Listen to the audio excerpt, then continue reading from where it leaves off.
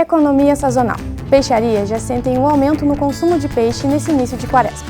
Opção para quem quer emagrecer, jejum intermitente não é para todos e pode colocar a saúde em risco. Pode fazer com que esse indivíduo acabe tendo risco de desenvolver transtornos alimentares. A pressão pelo corpo perfeito também pode levar a abusos estéticos. As mulheres que não estão dentro desse padrão ficam, em um lugar de opressão mesmo. E nos momentos de diversão, o que você prefere, cinema ou streaming? O Brasil é o segundo maior país do mundo em número de assinaturas de serviço streaming. Esses são alguns destaques do Alto Alcance desta sexta-feira, 3 de março, que está começando.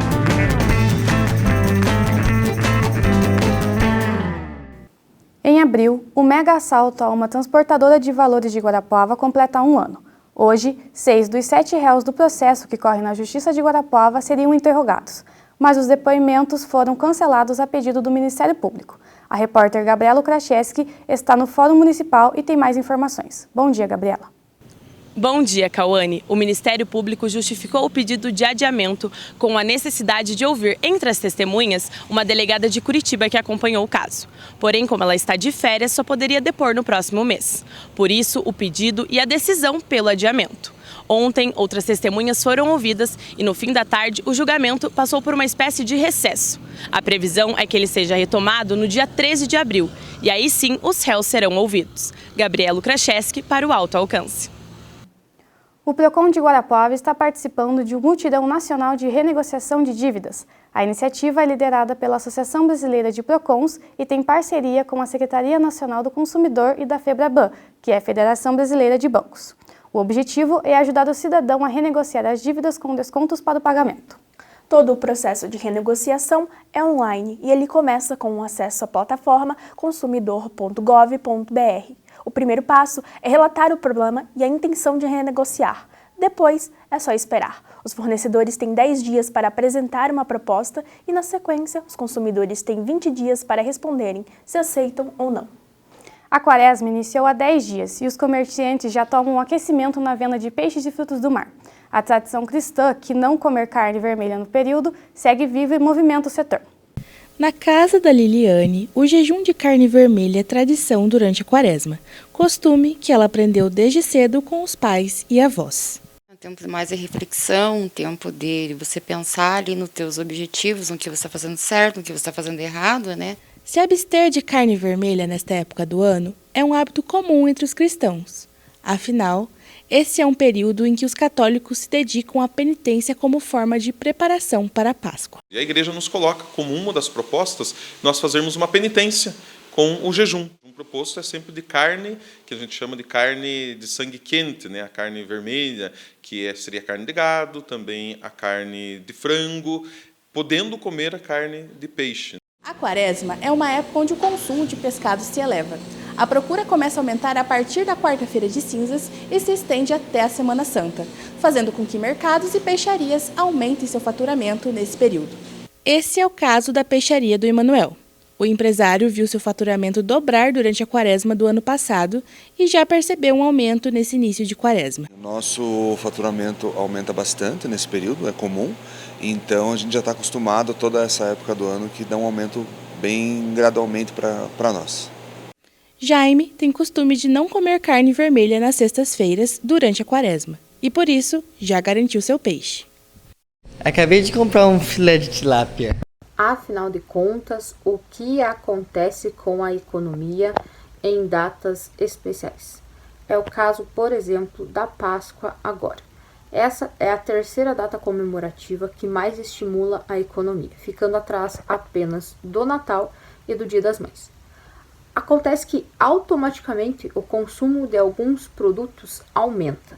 E aí vem o princípio básico da economia. Quanto maior a demanda, melhor a oferta. Então, aquece a economia.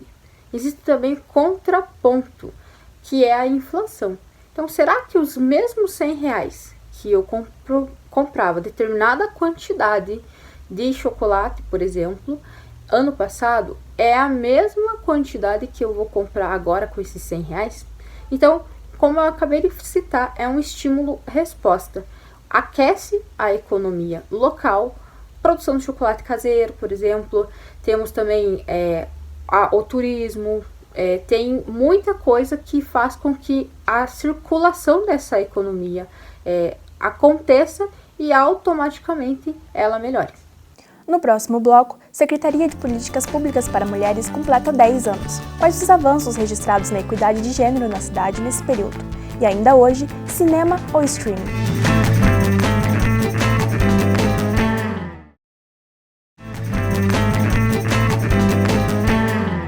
O cenário, qualquer lugar atraente. Os personagens, pessoas supostamente comuns, porém com uma aparência invejável. As fotos postadas nas redes sociais vendem imagens irreais, mas ainda assim são exemplos de ideais a serem alcançados. A pressão estética é um fenômeno que tem preocupado pesquisadores de diversas áreas. Unhas feitas, cabelos arrumados. Os cuidados com a aparência fazem parte da rotina da Luísa. Eu gosto muito de me arrumar, gosto de estar bonita, eu gosto, assim, de estar ajeitada, mas não é também, tipo, um objetivo, tipo, eu preciso ir pra aula, eu preciso estar com a cara toda feita, com base, com não sei o quê, não. Estar bonita o tempo todo com o passar dos anos deixou de ser uma qualidade ou uma opção para se tornar uma obrigação para muitas mulheres. A busca constante pela pele perfeita, pelos cabelos de dar inveja e pela aparência jovem podem ser percebidas nos números. Segundo dados da Associação Brasileira de Higiene Pessoal, Perfumaria e Cosméticos, o setor cresceu 10% no primeiro semestre do ano passado. Presente há muito tempo na vida das mulheres, a pressão estética aumentou depois das redes sociais. A vida sem defeitos mostrada nos posts faz crescer a comparação e a cobrança, e isso pode estar por trás de transtornos alimentares, como anorexia e bulimia, e psicológicos. A pessoa pode ter um fator predisposição, ansiedade, depressão, principalmente a ansiedade, né? E aí começa nesta onda de recortar só a melhor parte da vida, e isso começa a entrar num hábito, né? Num hábito de cada vez mais, quero mais, ou é emagrecer, ou é o excesso de procedimento estético. O assunto é tão sério que tem mobilizado profissionais da saúde de diversas áreas. A pessoa se expõe, né, a vários procedimentos, ali tem retiradas de costela, tem modificar o rosto completamente. Isso gera o quê? A real distorção de imagem, porque eu me desenhei de uma forma, isso foi feito por humanos, cheguei, não é isso ainda que eu quero. Já a Michele é jornalista. Quando ainda era estudante de graduação, ela pesquisou sobre as consequências dessa pressão pela perfeição. As mulheres que não estão dentro desse padrão ficam, né, em um lugar de opressão mesmo, querendo chegar a esses lugares, e muitas vezes essas mulheres não têm como chegar a esse lugar porque a gente vive em um país que a maioria é proletariado, que é trabalhador, não tem tempo para ter uma rotina igual a uma pessoa que é influencer, sabe? E a rotina é totalmente diferente e o corpo também vai ser. Reconhecer que a beleza é múltipla e que não segue um padrão é o primeiro passo para romper com a pressão. Afinal, a perfeição é irreal. É importante cada um se amar do jeito que é, porque até mesmo as mulheres mais bonitas têm alguma coisa que elas não gostam, né, na aparência delas. Há 10 anos, Guarapuava figurava no ranking das 100 cidades brasileiras que mais matavam mulheres. E foi justamente para combater a violência de gênero que, em março de 2013, foi criada a Secretaria Municipal de Políticas Públicas para Mulheres. E para saber o que mudou nesses 10 anos, nós recebemos aqui no estúdio a assistente social Thalita Bucco, que é diretora do CRAM, o Centro de Atendimento à Mulher. Thalita, nesses 10 anos, o que mudou em Guarapuava em relação à violência contra a mulher? Bom dia, é um prazer estar aqui, poder falar um pouquinho do nosso trabalho com vocês. Então, assim, muita coisa mudou. O ano de 2013, que iniciou a secretaria, né, ele foi marcado, né, tanto o ano de 2013, que houveram 8 mortes violentas de mulheres, quanto os anos anteriores vinham com índices bastante elevados de mortes de mulheres, né? A gente chamava na época, ainda não era feminicídio, só a partir de 2015, né, que surgiu a lei do feminicídio, né, mas já haviam essas mortes violentas e assim, não existia um serviço especializado. Assim, sempre teve uma luta dos movimentos sociais, conselhos de direitos das mulheres, para que houvesse uma secretaria. Então, a partir também desses dados, teve um uma mobilização aí do município, das mulheres, para a criação dessa secretaria. E hoje, né, esse ano a gente faz 10 anos, e a partir de então foi pesquisado os equipamentos públicos, o que poderia ser implantado no município.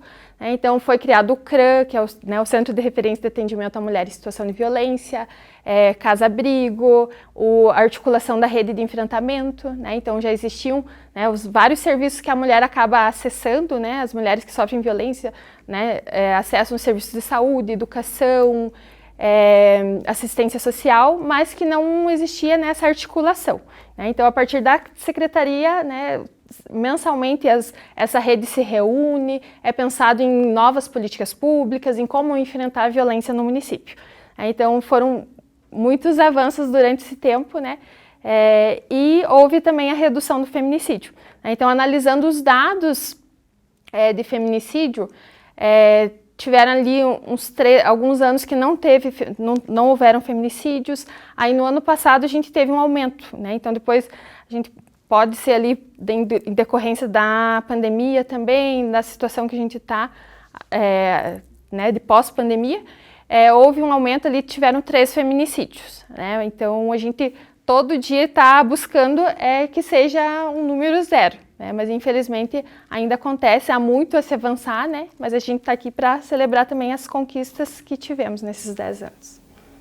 Quais foram as políticas públicas que foram implementadas e quais são e foram as ações, né, que estão sendo feitas?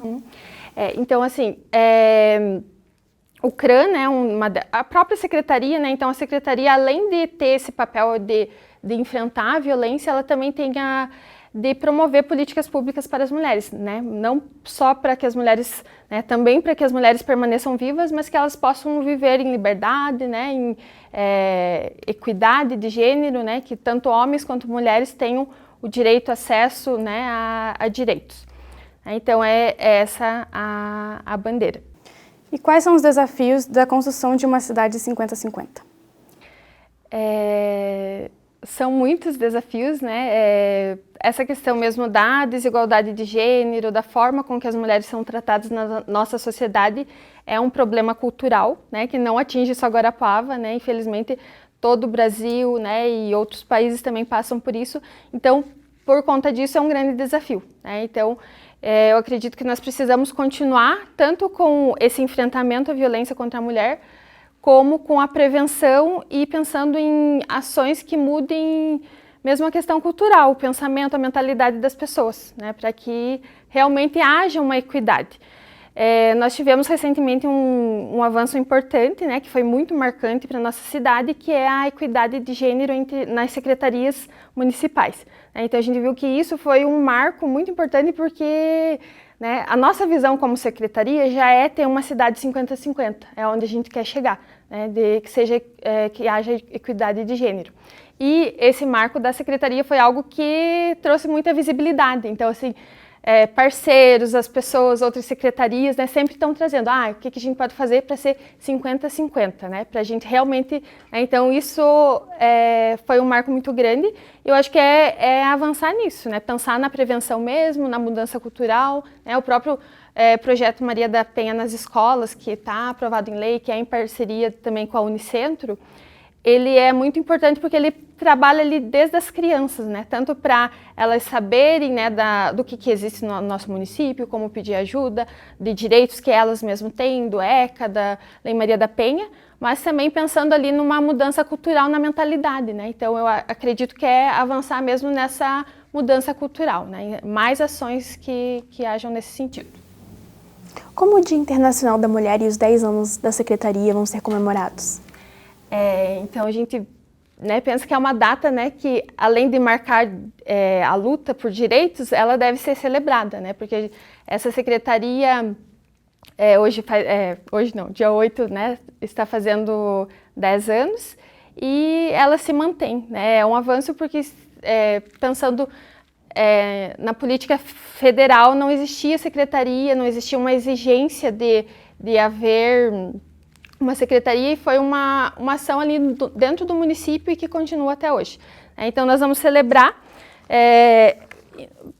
começando as ações no dia 8, eu trouxe uma colinha só para não esquecer de nada, mas assim, dia 8 nós temos o lançamento da Pedra Fundamental da Casa da Mulher Brasileira, que é um serviço público, né, que ele visa atender a mulher com o atendimento psicológico, jurídico e social, mas também de forma articulada com outros serviços de segurança pública, né, algo que vai ser, né, estruturado aí nos próximos momentos.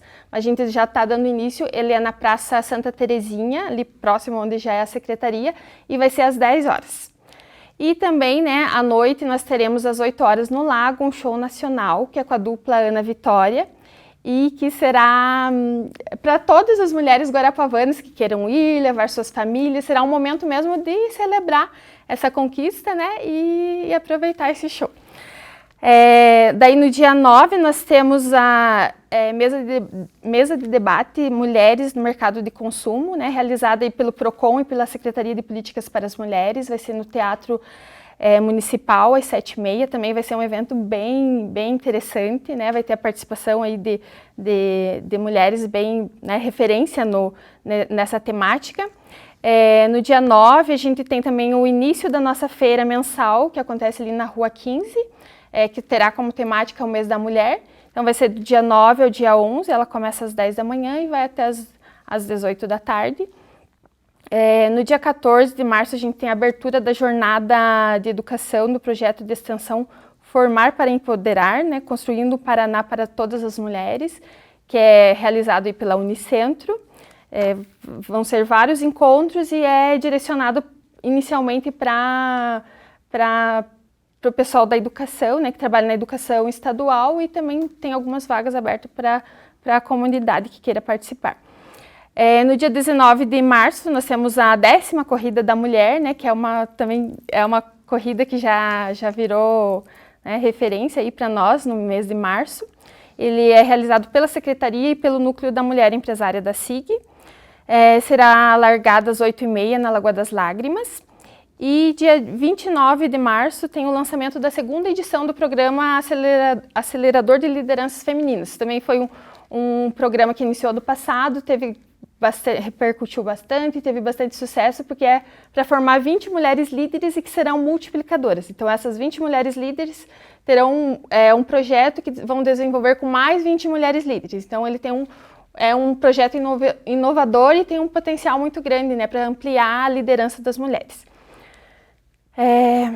E daí no dia 30 de março ao dia 1º de abril, a Semana da Mulher Empreendedora do Centro Universitário Campo Real. Então são essas algumas das ações, né, planejadas, e a gente convida a todos para participarem. Obrigada. O setor de tecnologia da informação é um dos que mais vem contratando nos últimos anos. A demanda anual da área, segundo a Associação Brasileira de Empresas de Tecnologia da Informação e Comunicação, é de 159 mil talentos. Para quem quer entrar na área, essa pode ser uma oportunidade. O Senac Paraná lançou novos cursos à distância na área de TI. Os cursos são para 5 linguagens de programação: lógica de programação, programação em Java, HTML e CSS, criação de websites, JavaScript e PHP com MySQL. Essas vagas são limitadas e as inscrições são feitas no site do Senac.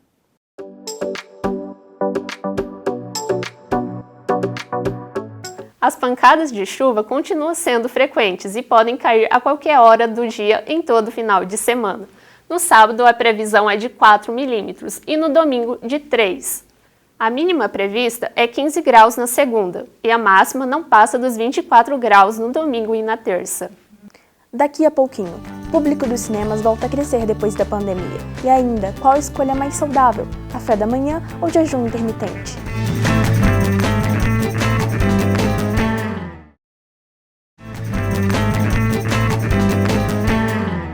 Tomar café da manhã faz parte da rotina de muitos brasileiros, mas nos últimos anos, a opção por pular a primeira refeição do dia tem se popularizado. Nossos repórteres foram investigar se o jejum intermitente é realmente uma boa alternativa para quem quer perder peso.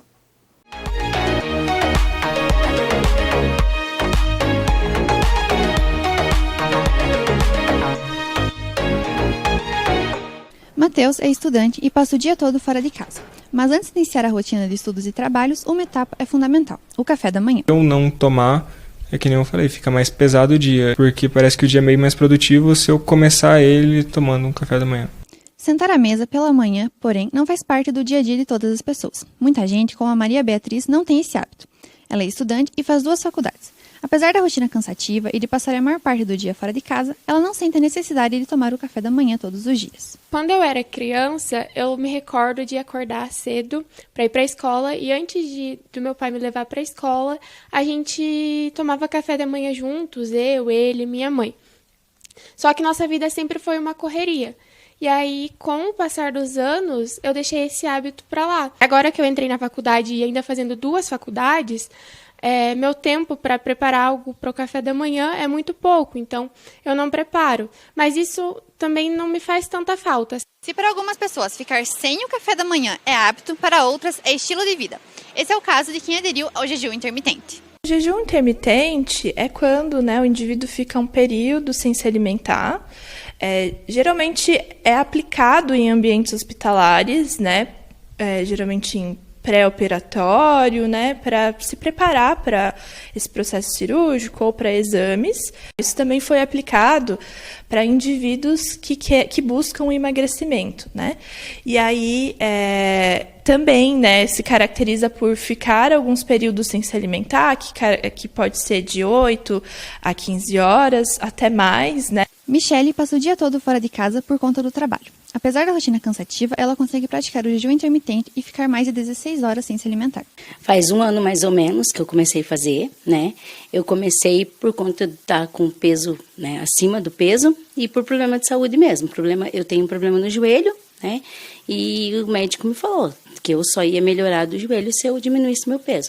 Então, por ter feito muitos dietas e tudo mais, procurei vários métodos, não consegui emagrecer, comecei a fazer pesquisa do jejum intermitente. E foi com o jejum intermitente que eu consegui perder peso mesmo. Michele conseguiu perder 16 quilos em 1 ano de prática do jejum intermitente.